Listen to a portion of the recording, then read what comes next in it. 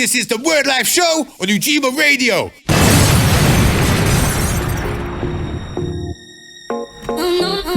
Right, okay, so this is the Wordlife show. It's a full house today. We have a lot of people in the studio, but for a really good reason. There's a lot to talk about and a lot to get through.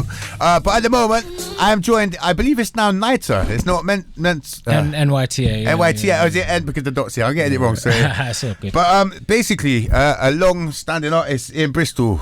You've been putting it down for a long time. And you come on to talk about an artist development with McCoy, Sway and VVS. Yeah. But I had to grab you and say, yo, you need an interview because honestly, I respect what you've been doing. You've been doing it for a long time. This track in the background. But yeah, this Machino thing is my jam.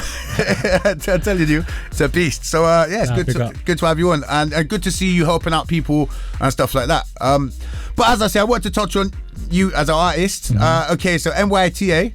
You used to go as MENSAH. Yeah. Right, now, was that for just different genres? Or did you chose to rebrand or something like that? I know I'm pretty late because that's about 4 years ago. Nah, that's about 10 years ago, bro. Oh, Lord. So basically, I had a couple other aliases when I was younger. I've done a lot of different genres. I grew up on garage, started mixing that. Yeah.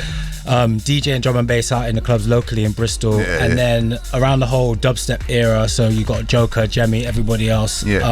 That's when I started using the name MENSAH and releasing music under that name, and then that blew up, touring, doing all the dubstep thing, and that was all well and good. And then I started making other types of music, bit like this, garagey, bit more techno, 4/4 house, 4/4 stuff. I'm feeling this stuff, bro. And then just to make them slightly different, I decided to put a different name out because actually I wasn't gonna run with this. Right. I was just gonna keep it as MENSAH, but then this started to take off even more. I think it's come back with a big bang now, isn't it? Really? Yeah. I think I mean, I don't want to go like dubstep style or something, but it's definitely not what it was in that era of the Joker era, and it rose up. I went. For me, it was like the music had changed quite a lot, and the scene had changed, and the people that were doing it, I love, like people like Khan, Swindle, who've gone on to do great things. You know, Swindle's working with Koji Radical, Joker's mixing down Stormzy and everyone. Like, you know, a lot of great stuff came out of that. Yeah. But musically, for me, I had made a shift. It was great at the time because it meant I could get double bookings. I could play the same show and get booked twice on the same show with two names. That's amazing. And tour that, so it was great. Yeah, fair. Now I noticed, as you say, you went for a lot more 4/4 sound and stuff like that. I was going to say you got roots because I remember you playing, as I say, back in the day, as I say, the Tube, different places like that. You know what I mean? What was your origin that got you into everything? Because you're a sick producer, man, really sick producer. So it's got to have come from somewhere, innit? You know? I feel like for me it was from DJing. Like it all stemmed from DJ EZ, Sidewinder, Heartless Crew, those tape packs there. Hearing DJ Fonty, the way he used to chop it, and he used to play jungle tunes at the end of his set. Yes. And to me, I was like, yo, this guy's sick because he's not just playing this garage and this sing-along thing. He's playing tunes for the man there. Then he's dropping in some jungle or some ragga thing. Yes. And that's kind of when I started DJing, I wanted to do that, but then I was like, I don't have my own tunes. I wanted my own dub plates. Your own versions. So the only reason I started producing was so that I can come and shell with my own music. Yeah. Do you see what I mean? Yeah. And that's what separates you from everybody else then, isn't it? Because you're the only one who's got your tracks, and if they want to hear it, they got to come to you. Yeah. Exactly. So and that just kind of was the start of it. And then I was just lucky. I rode the wave of dubstep. Do you know what I mean? And then it led to a lot of different places. I was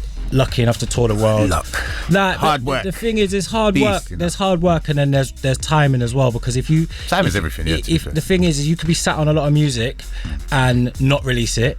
We know people that don't release. Do you know what I mean? Think of all the rappers and people you've seen and they've sat on tons of stuff and never released. It gets old and never comes out. There you go. Whereas if they had dropped it at the right time or put that one verse on a dubstep track at that moment or on the hot thing of now, they could have been launched and then they could have done the hip hop thing off the. But do you know what I mean? I see. Once you got that, you can then change your genre or whatever you're going to do and use that audience to boost the next thing. Or sometimes you want to stick to something and that's all well and good, but then you're so set on your ways that you drop something too early. Yeah, and I've seen people do that where it's like, Yeah. you know what I mean. So there's timing is everything. Timing's key, but yeah. So there was the DJing, and basically, obviously, that taught you the structure and the timing as well of production. Yeah, because that's one thing I noticed as well. Being a rapper and everything like that, a lot of people don't get the structure and the timing. You know, it's super frustrating. It's like, right, 16 bars, like, no, that's a 7. Yeah, you know. So is that what taught you all the maths, the structure, and everything like that? Yeah, no. I just remember one night I was out. We were talking before about Cafe Blue and all those places. I think I'd been out all night, raving or whatever, and I was, 6 a.m. in the morning having a chat in the kitchen, and one of my brethren was like, do you know, I'm thinking about going to music college, and I think I was about 18. I'd left school at 16, so I was kind of a bit like just out here DJing and just and then I was like, do you know what, I'm going to go college, and it was actually Danny Bird that taught me. So he's like a drum and bass producer. Well, he was in the music course at Bristol as well, wasn't he? Access to music. That's right, Access. A load of us went there, and then that was kind of like how I learned how to produce. I only stayed there for 1 year though, and then after that I was just like, I could just make more music at home than being at college. I think a lot of that is about making connections and stuff like that, and I think as Danny Bird, that's a good connection to have, especially if you're doing like drum and bass and that kind of music's there. But right, well, I mean, we're now going to be doing an interview in a bit with you about the artist development, so I don't want to push on too much on what you're doing in a bit, but I mean, are you still banging out tracks and everything at the moment? Yes and no. I've got a lot of other things that I do now, so music is taking a bit of a step back for my own personal music,